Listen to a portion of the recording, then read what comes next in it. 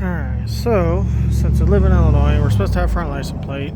I haven't had it on for about a year and a half, but my son just got pulled over and got a ticket for no plate on his Mustang, so now the wife's yelling at me to put the plate back on the front of the car. First, from the dealership, they put this big old bulky thing on there on the front. Looks ridiculous.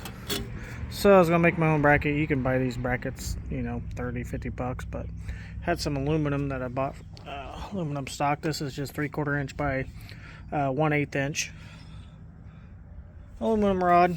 I just cut down, bent it as a U. I put a little rubber piece on the back with some double-sided tape. Actually, I cut a inner tube off a bicycle and put it on there, just to have a little piece on there. So what it will look like is we'll just zip tie it to the grill here to one of those bars.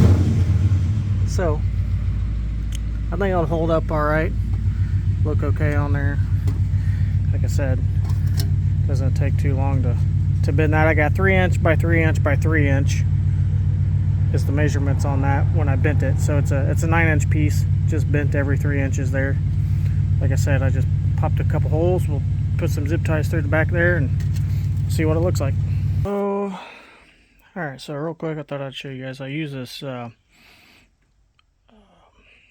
Scotch double-sided tape. I think it's 30 pounds. It says somewhere on there, yeah, 30 pounds on the front.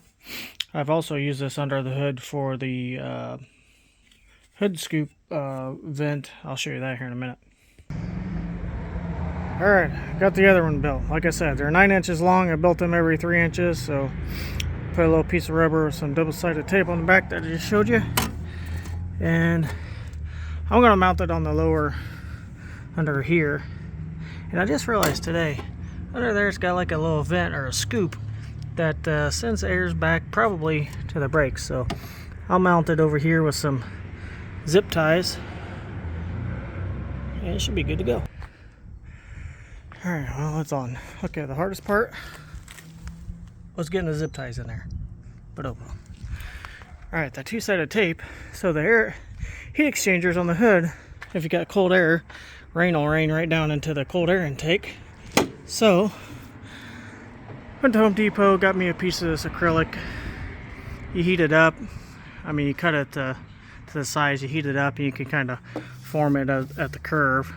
I use that two-sided tape to go around it. There's a little exit there.